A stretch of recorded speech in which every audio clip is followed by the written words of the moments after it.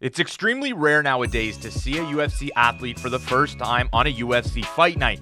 With so many feeder avenues that the Ultimate Fighting Championship has, it's rare that you don't see them compete first on the Contender Series, the Ultimate Fighter, or Road to UFC, but that's what we get with Santiago Border Boy Luna, who will compete on UFC Noche this weekend. Luna has been competing in all sorts of combat since his youth. He now has an undefeated 6-0 record in just 3 years, as well as 3 fights undefeated as an amateur.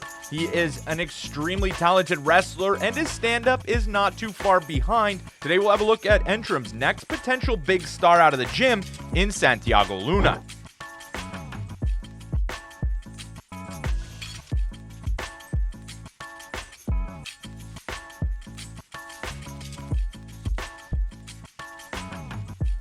Again, as I mentioned, Luna has been competing in forms of combat sports since he was 9 years old, taking up wrestling in his youth.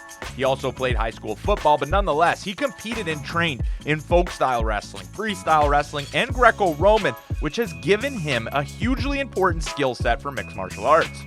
Training out of one of the most illustrious Mexican MMA gyms in Entram, based out of Tijuana, it boasts a ton of high-level fighters from that area, all continuing to make a name for the gym.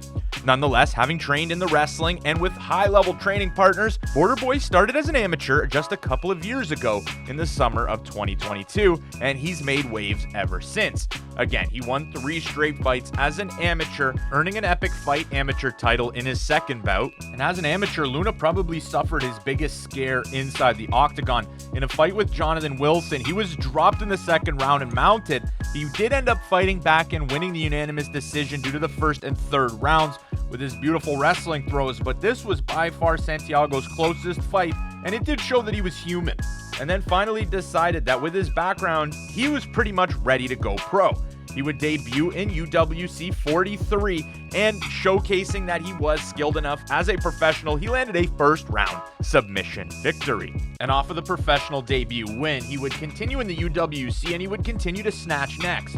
He would submit back-to-back opponents with rear naked chokes before more recently in 2024 starting to put it together with his hands. In April, he would finish Josemir Cuevas after dominating the fight via TKO, and it was actually a pretty crazy knockout because the shot didn't look like it had a lot on it, but the impact was massive. And then most recently, he fought outside the UWC where he landed a submission in the LXF.